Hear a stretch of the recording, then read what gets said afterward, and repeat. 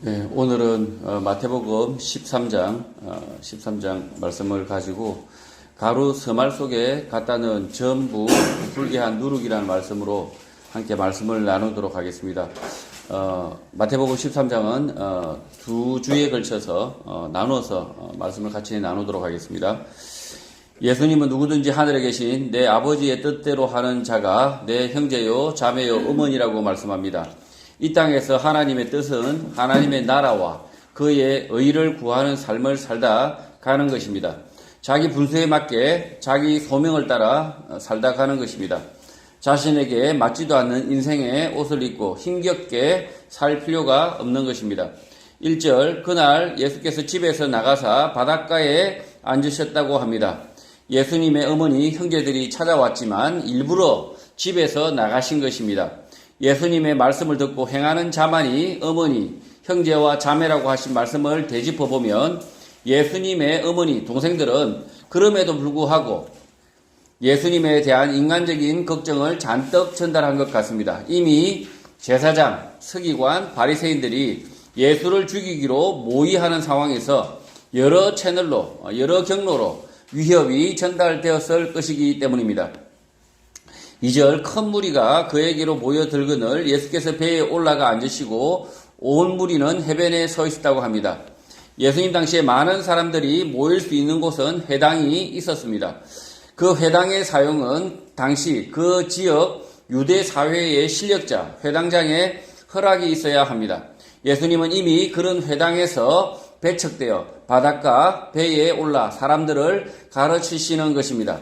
예수님은 회당뿐만 아니라 집, 산, 바닷가 등 사람들이 모이는 곳이면 어디에서든 구분하지 않고 가르치신 것입니다.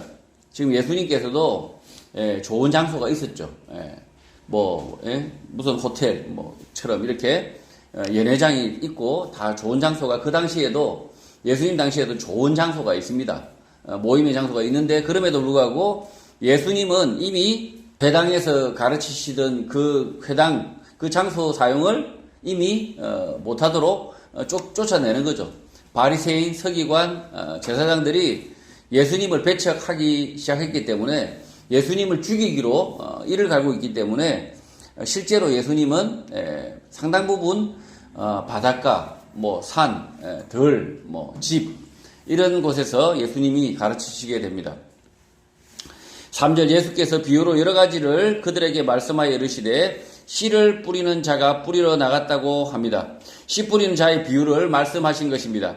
비유로 말씀하신 이유는 당시 유대의 사람이면 누구나 이해하기 쉽게 누구나 알 수 있도록 쉽게 가르치기 위해서입니다.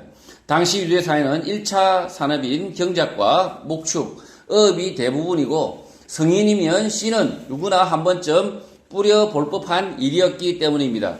4절, 뿌릴새, 덜어는 길가에 떨어짐에 새들이 와서 먹어버렸다고 합니다.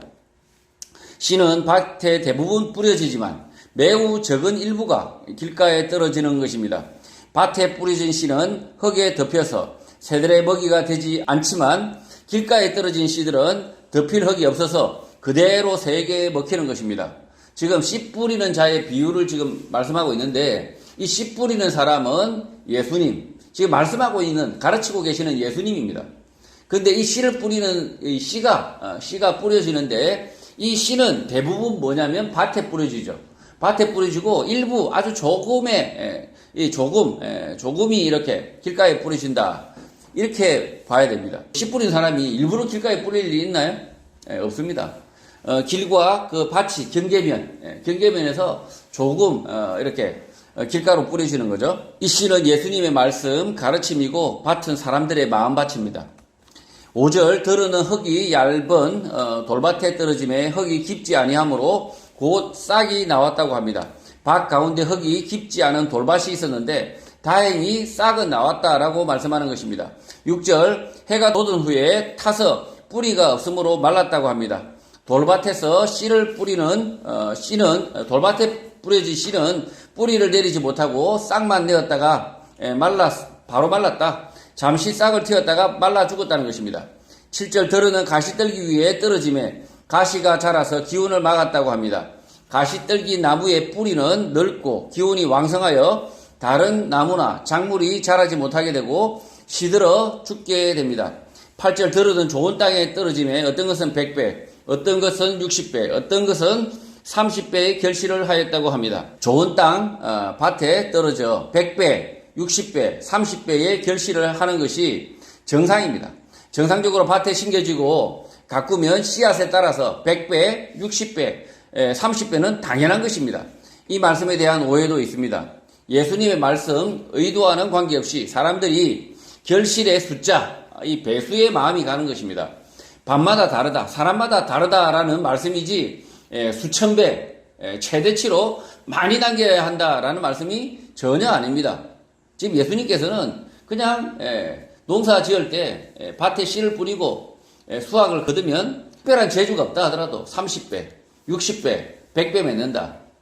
그러다 보니까 우리는 너무나 성과주의에 빠져 있다 보니까 100배보다는 1000배가 낫지 않나 이렇게 생각할 수 있습니다.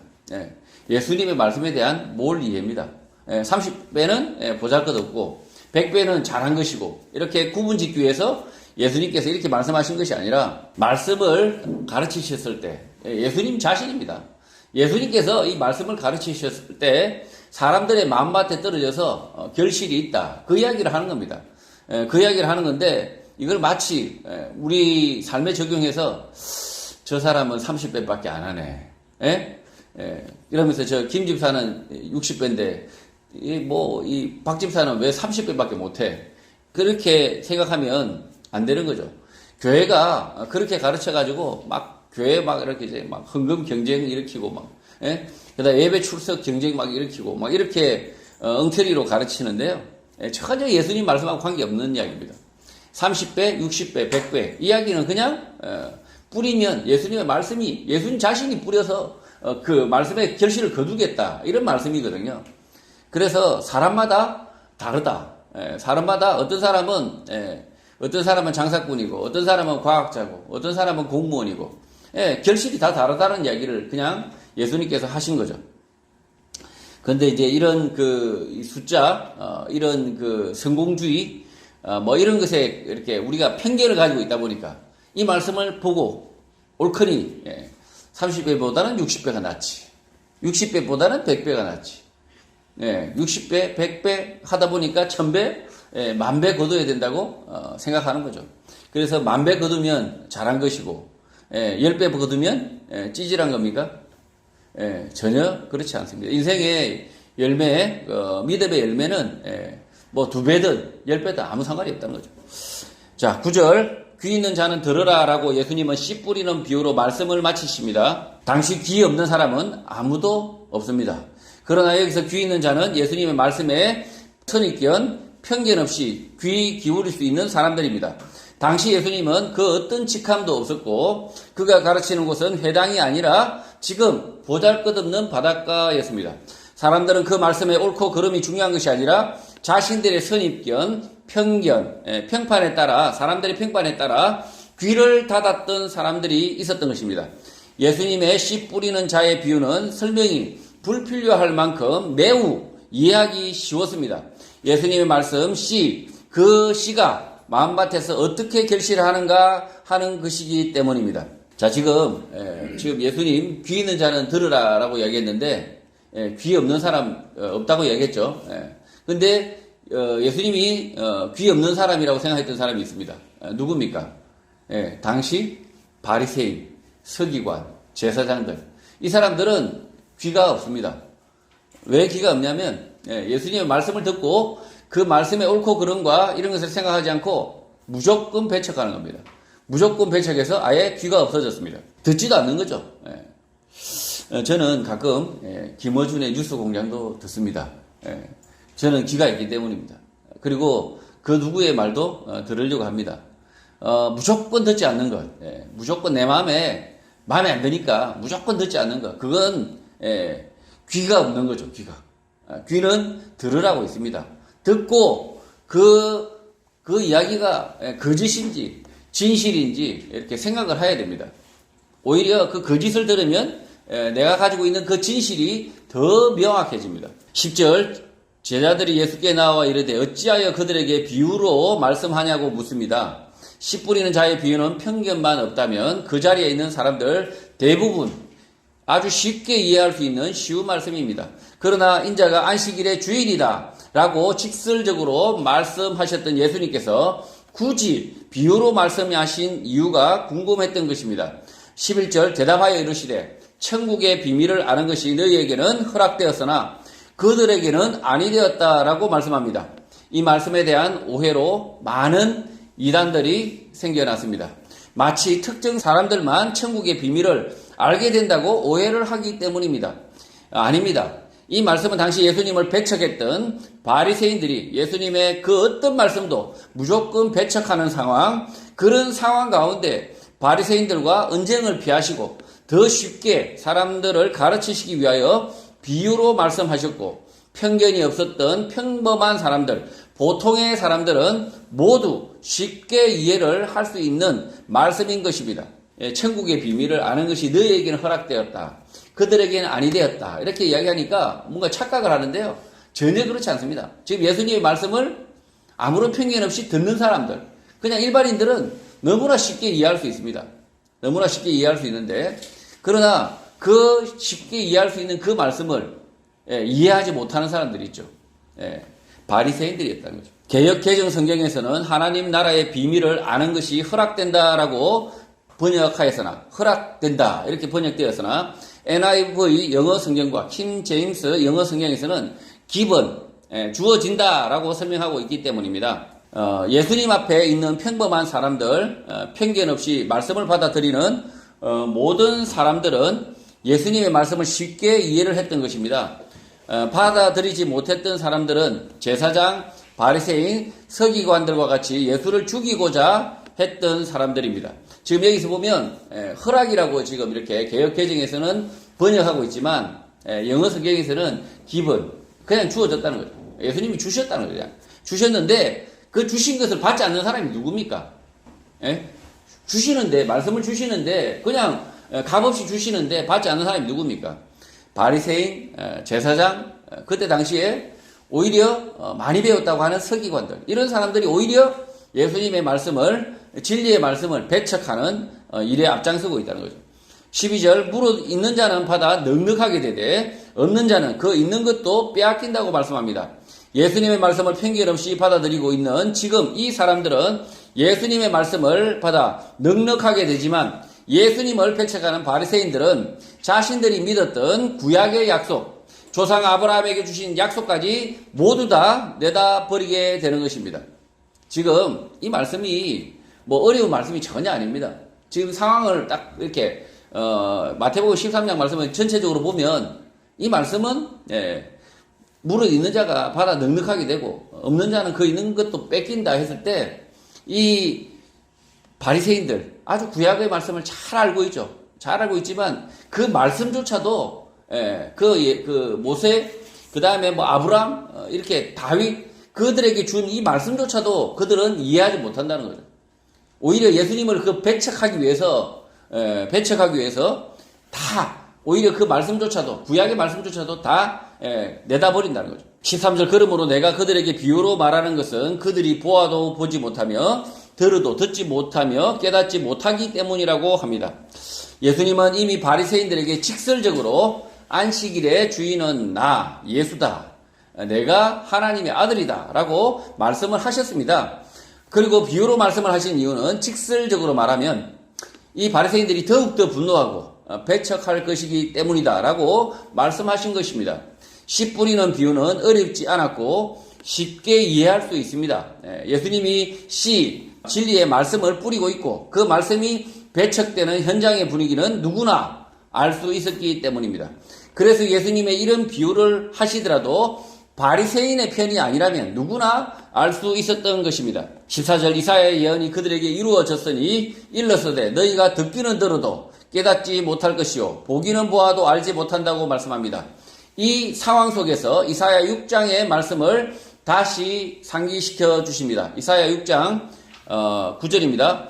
여호와께서 이르시되 가서 이 백성에게 이르기를 너희가 듣기는 들어도 깨닫지 못할 것이요 보기는 보아도 알지 못하리라 하여.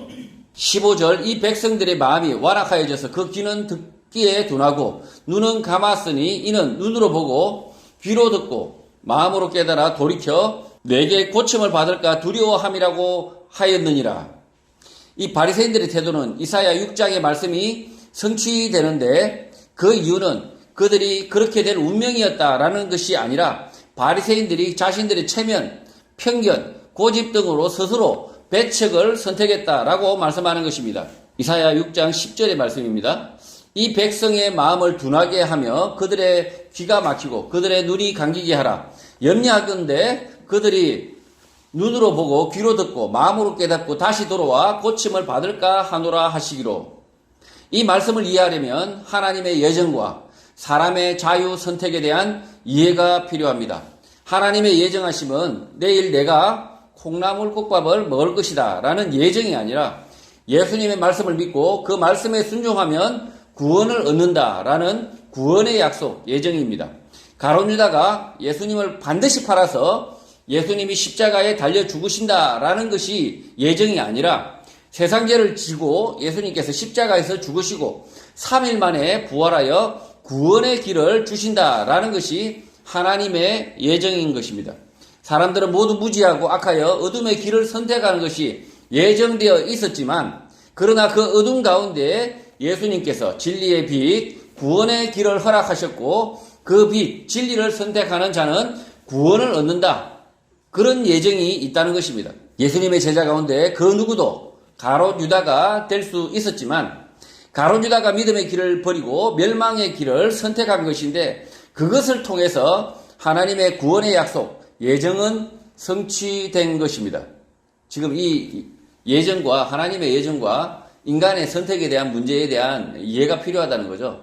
이 가롯 유다가 반드시 예수를 팔아야만 하나님의 그 구원 계획이 성취되는 것이 아니었다는 거죠. 이 가롯 유다가 결론적으로 우리가 봤을 때는 가롯 유다가 이렇게 예수를 팔았기 때문에 하나님의 구원 계획이 성취된 것처럼 우리가 볼 때는 그렇지만 하나님이 보실 때는 전혀 그렇지 않다는 거죠. 이 가롯 유다가 이 예수님 안 팔 수 있습니다.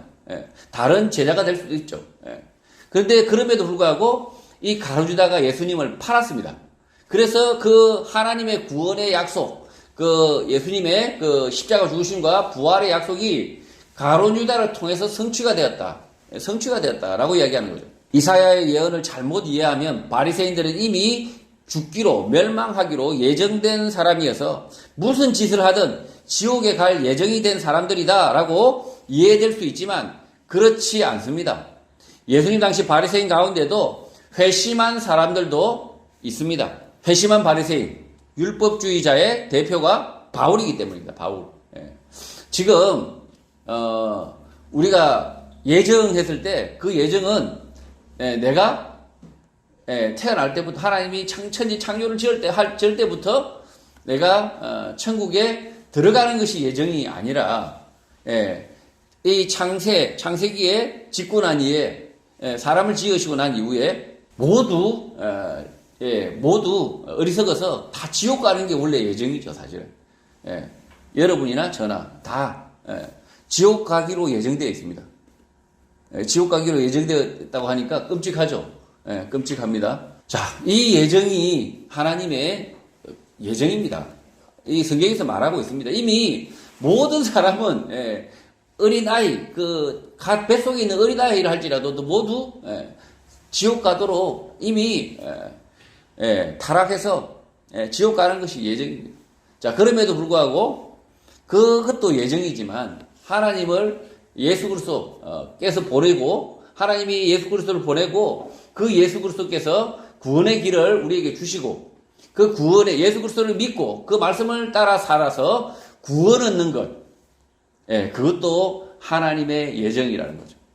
그래서 예정에 대해서 참 이렇게 이 인간 스스로 나를 지켜봤을 때 저는 무조건 천당 갈 수 있을 것 같다라는 예정이라고 생각하시는 분 계십니까? 그런 예정은 없습니다. 그런 예정은 주님께서 허락하신 예정이 아니고요. 무조건 나는 창세전부터 자, 그런 예정은 없고 이 하나님께서 주신 예정, 약속, 분명하게 주신 약속은 예수 그리스도를 믿고 그의 말씀대로 순종하며 그 진리대로 살아갈 때 반드시 하나님 나라에 들어간다라는 것이 주님께서 우리에게 주신 예정이라는 거죠. 16절 그러나 너희 눈은 봄으로 너희 귀는 들음으로 복이 있다고 말씀합니다. 예수님의 말씀을 편견 없이 받아들이는 사람들, 보고 들은 대로 믿은 자들은 복이 있다고 말씀하는 것입니다. 그 이유는 말씀하는 그가 예수 그리스도 하나님의 아들이기 때문입니다. 그러니까 이게 보고 듣는 사람이 복이 있다라고 이야기하는데 이 말씀이 예수 그리스도 이 말씀을 하시는 분이 그리스도가 아니면 복이 아니라는 거죠. 이 복이 아니고 그들이 보고 들은 그 말씀이 하나님의 아들 예수 그리스도셨기 때문에 복이 있다라고 이야기하는 겁니다. 17절 내가 진실로 너희에게 이르노니 많은 선지자와 의인이 너희가 보는 것들을 보고자 하여도 보지 못하였고 너희가 듣는 것들을 듣고자 하여도 듣지 못하였다고 말씀합니다. 예수님 자신에 대하여 말씀하는 것입니다. 앞선 선지자, 의인들은 예수 그리스도 하나님의 아들을 보고자 하여도 보지 못했고 듣고자 해도 듣지 못하였으나 지금 이 사람들은 살아계신 하나님 예수 그리스도를 보고 듣고 있는 것입니다. 예수님을 보고 들은 사람들, 예수님을 만났던 사람들 모두가 복이 있었던 것이 아니라 그의 말씀을 받아들인 사람들만 복이었고 배척했던 바리새인들과 이 사람들은 행운이 아니라 오히려 지독한 저주가 된 것입니다. 지금 예수님 앞에 있는 이 사람들은 복받은 사람이죠. 진짜 하나님의 아들 진리의 본체이신 그 예수 그리스도를 직접 보고 듣고 있습니다. 세상 그 어떤 지식, 진리를 말하는 그 어떤 사람보다 하나님 아들께서 이 땅에 오셔가지고 말씀을 하신 거 아닙니까? 그러니까 그 앞에 있는 사람들은 얼마나 복된 사람입니까? 얼마나 복된 사람입니까? 근데 그들보다 더 복된 사람이 있다고 이야기합니다. 성경에서는 그들보다 더 복된 사람 누굽니까? 보지 않고 믿는 우리들이라고 예수님께서 직접 말씀하십니다. 도마가 예수님의 손과 옆구리에 만져보고 못자국을 만져보고 내가 믿겠다 이렇게 하니까 보지 않고 믿는 것. 예수님의 제자들이 들려준 그 복음을 우리 복음을 듣고 믿는 우리가 더 복되다라고 이야기합니다. 그러면 최악의 사람들은 누굽니까?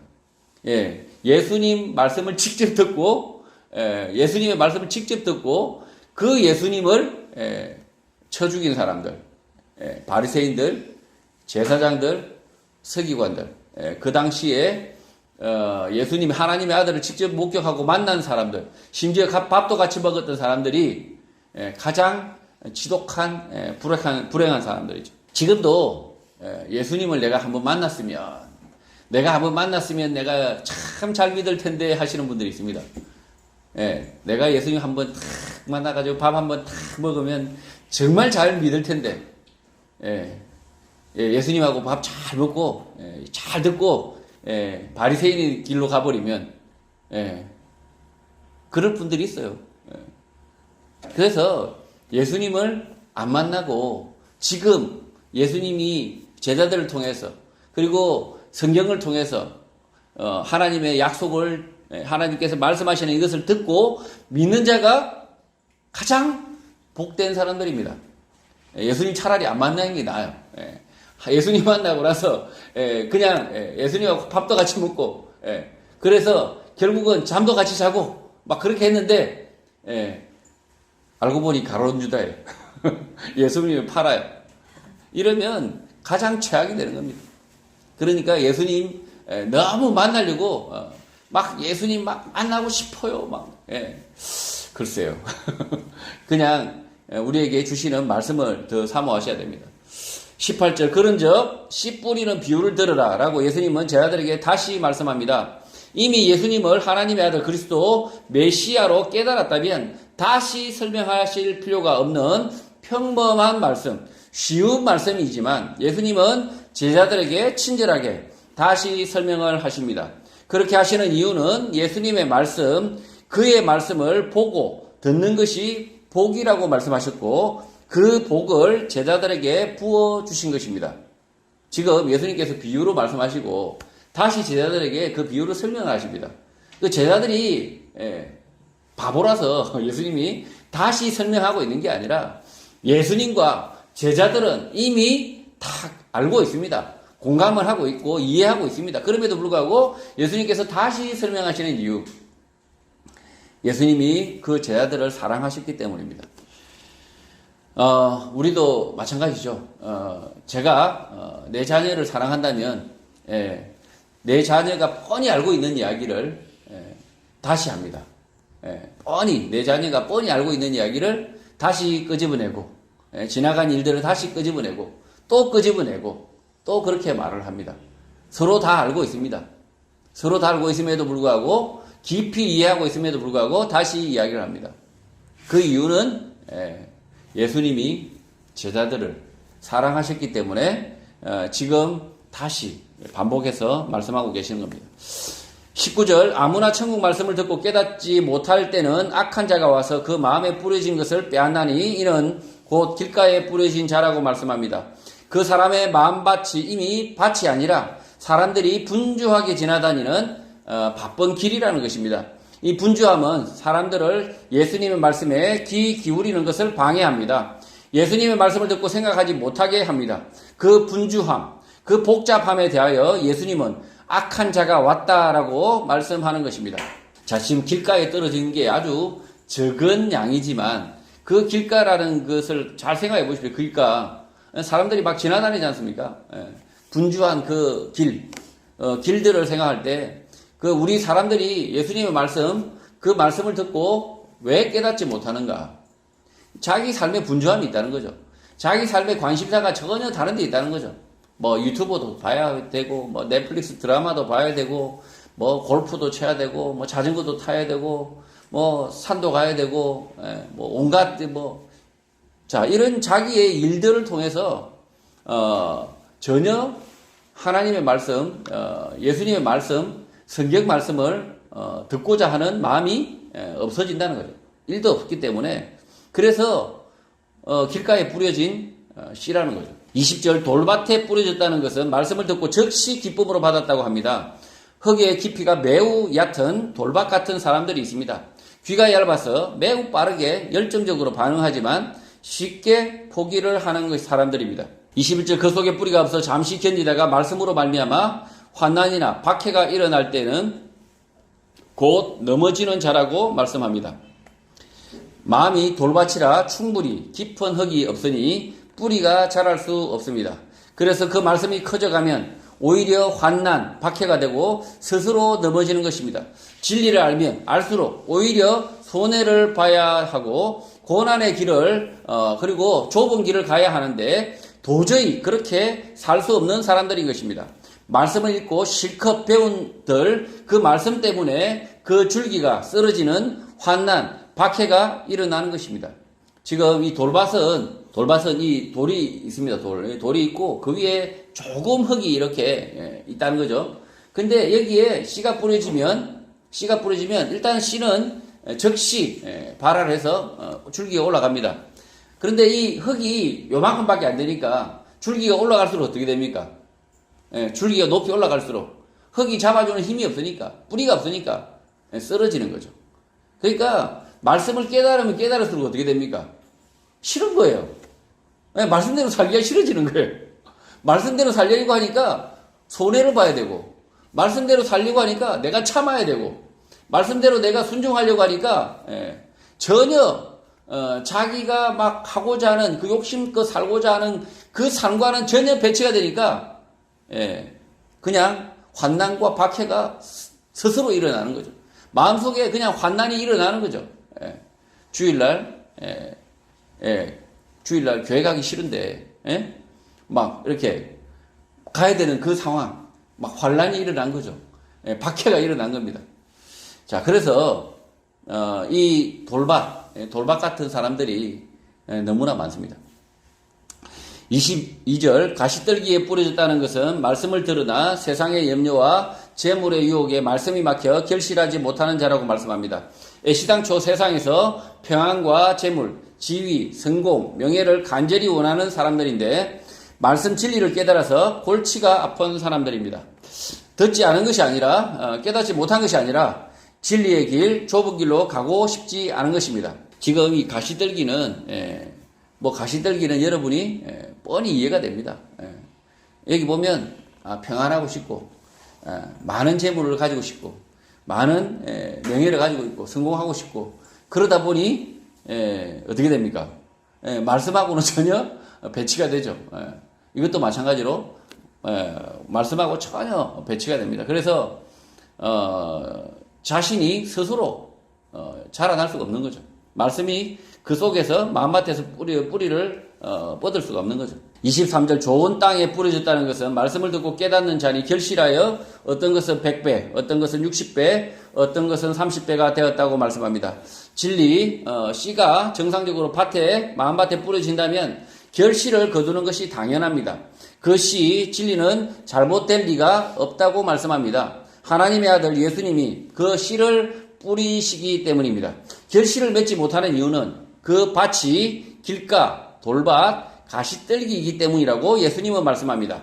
밤마다 사람에 따라 다양하게 결실한다라는 것이 100배, 60배, 30배입니다.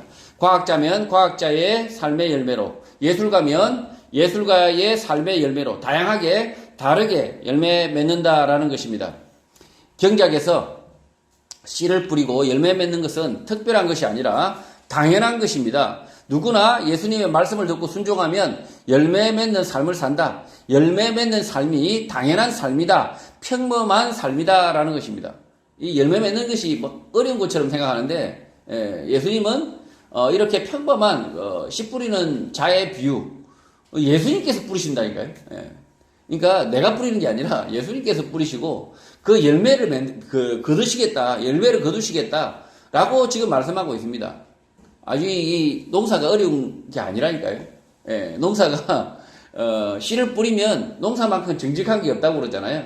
뿌리면 뿌린 대로 우리말에 콩 심었는데 콩 나고 팥 심었는데 팥이 납니다. 콩 심었는데 죽었다. 팥 심었는데 죽었다. 요거는 아주 흉년이 아주 최악의 흉년이 들었을 때죠. 그래서 예수님도 비유로 말씀하실 때 최악의 상황을 가지고 비유로 말씀하시겠습니까? 아닙니다. 그냥 평범한 상황. 예수님의 말씀을 듣고 그 말씀을 받아들여서 열매 맺는 삶이 어렵고 힘들고 그게 아니라는 거죠. 아주 평범하다는 거죠. 아주 평범하다. 너무나 평범해서 너무나 쉬워서 소위 말해서 바보도 알아듣고 다 할 수 있다는 거죠.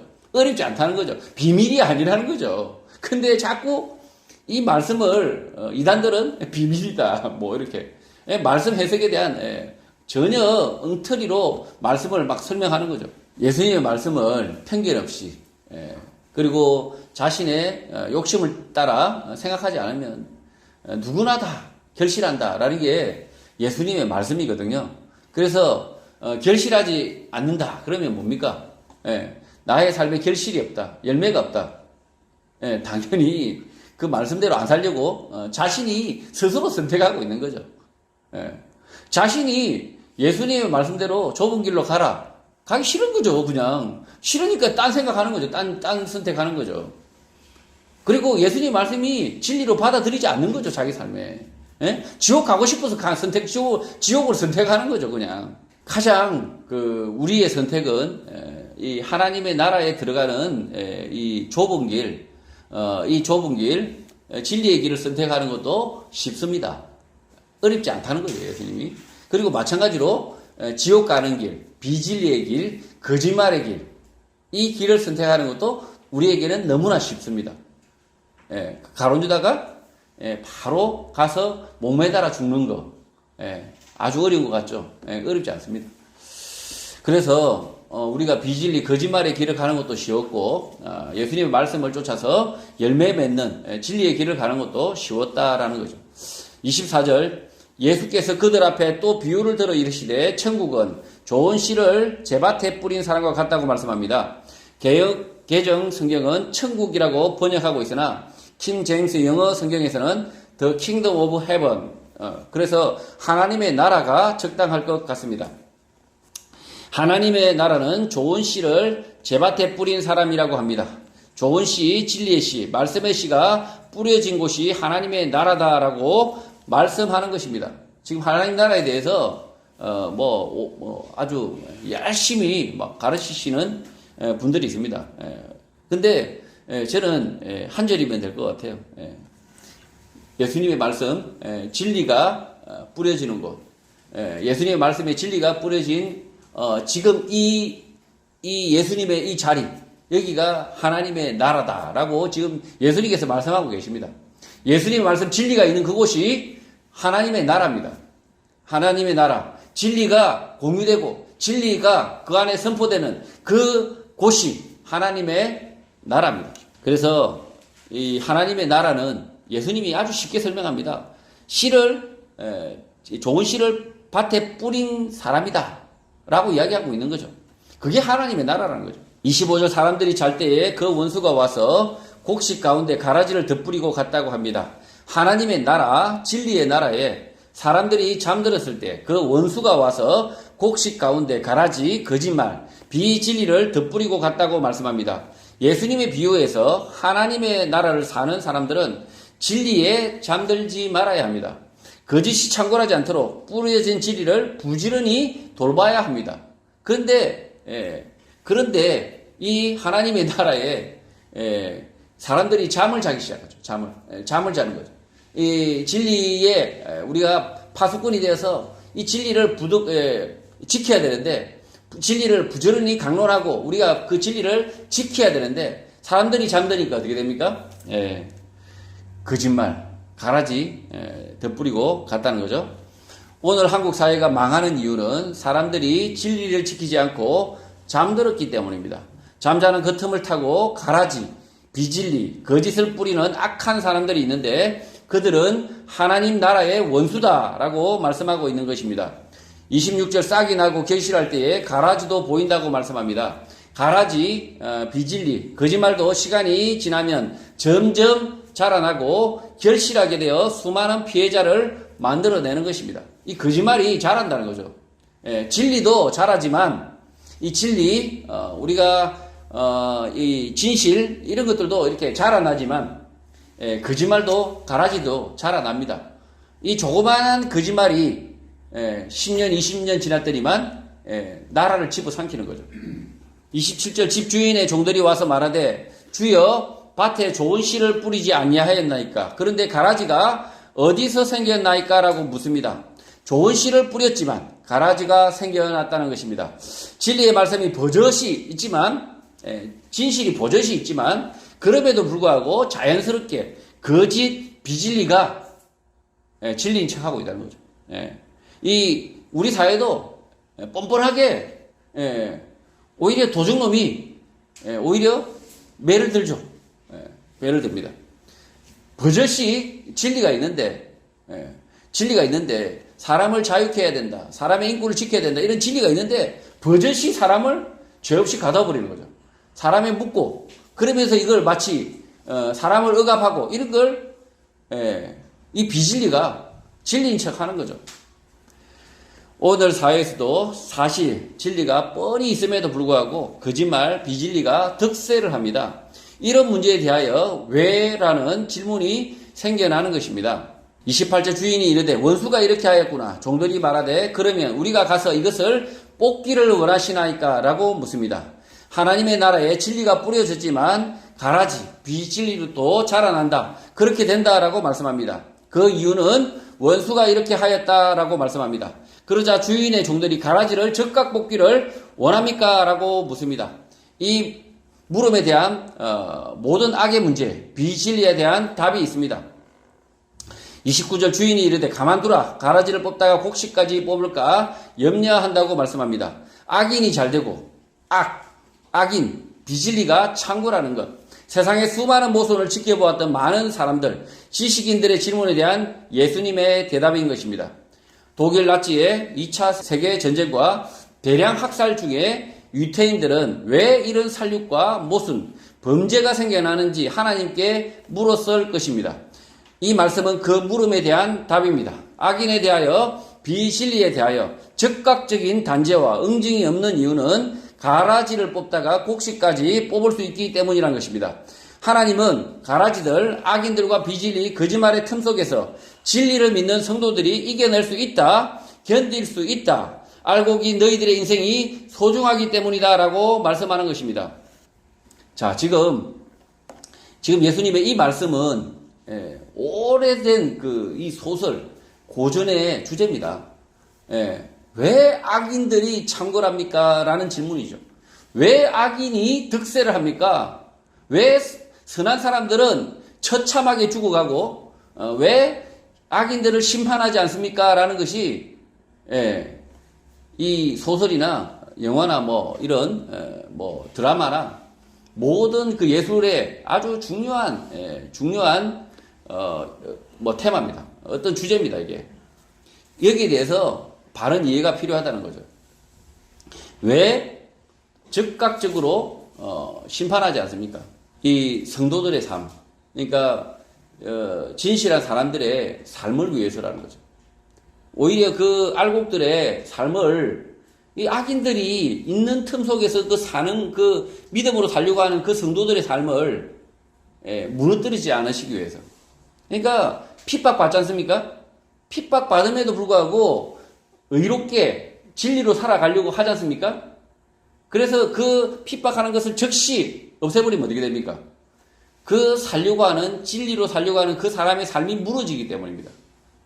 오히려 우리에게 즉각적인 악인에 대한 심판이 임해버리면 의롭게 살려고 하는 우리 자유롭고 그리고 의롭게 하나님의 말씀을 스스로 순종해서 그것을 삶을 개척해가는 그 삶이 무너지는 거죠.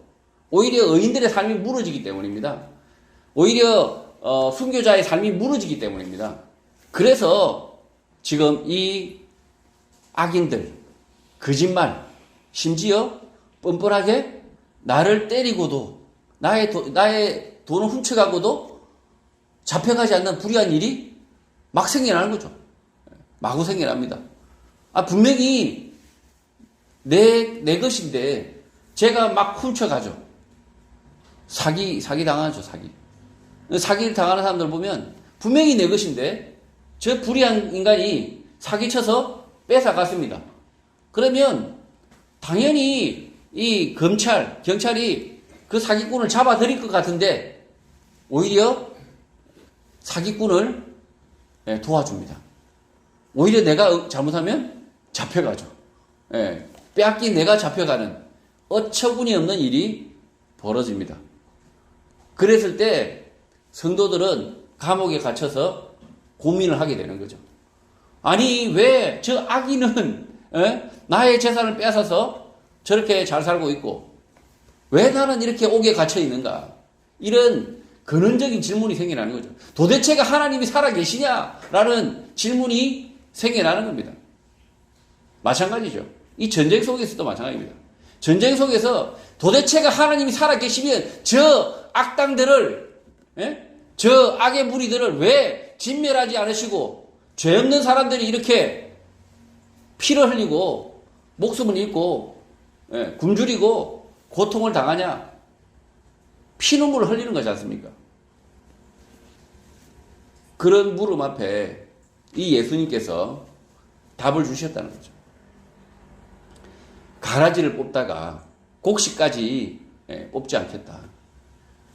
이 성도의 삶, 진실한 의인들의 삶, 그 삶을, 순교자들의 삶을, 거룩한 삶을 뽑지 않기 위해서, 이 땅에서 거룩하게 살아가는 그 삶, 이 삶을 뿌리채 뽑지 않기 위해서 이 악인들을, 가라지를 내버려 둔다라고 지금 말씀하고 계시는 것입니다.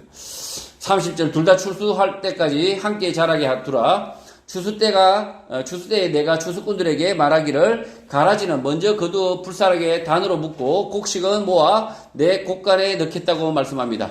알곡들이 가라지들 틈 속에서 견딜 수 있을 뿐만 아니라 추수때에 반드시 가라지들은 심판한다. 악인들은 단죄하신다라는 약속의 말씀인 것입니다. 그래서 그리스도인들은 모든 불의, 모든 거짓, 모든 모순 가운데서도 의연하게 견딜 수 있고 늘 항상 최후 승리를 믿는 것입니다. 악인들이 오히려 나를 옥에 가둘지라도 그 옥에 앉아서도 하나님의 최후 승리를 믿고 의연하게 찬송할 수 있어야 된다는 거죠.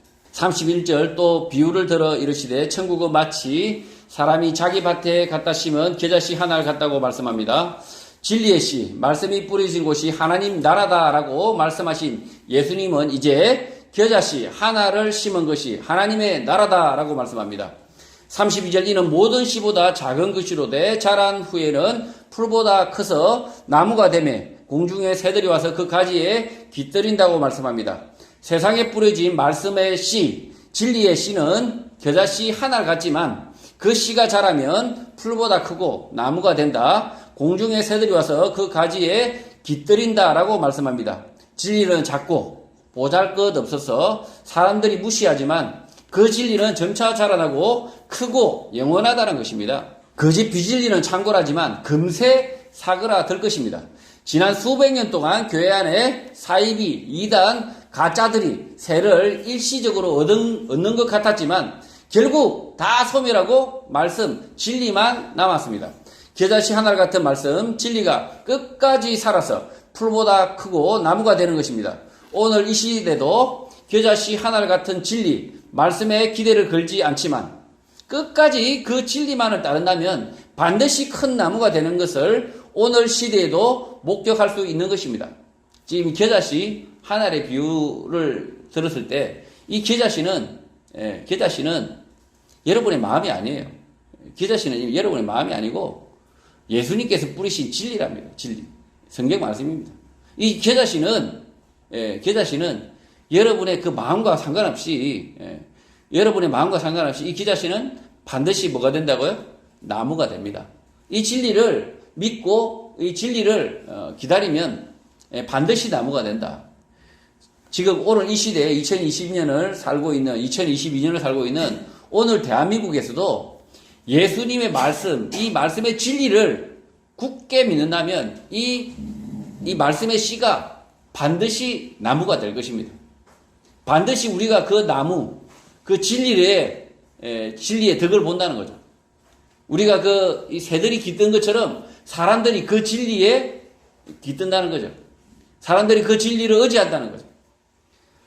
나중에는 결국에는 그렇게 된다. 지금 예수님께서 이렇게 말씀하고 있는 겁니다.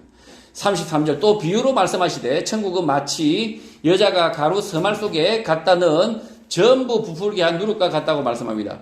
하나님의 나라는 예수님의 말씀, 진리가 밀가루 속에 누룩처럼 퍼져나가는 나라, 전부 변화시키는 나라라고 말씀합니다.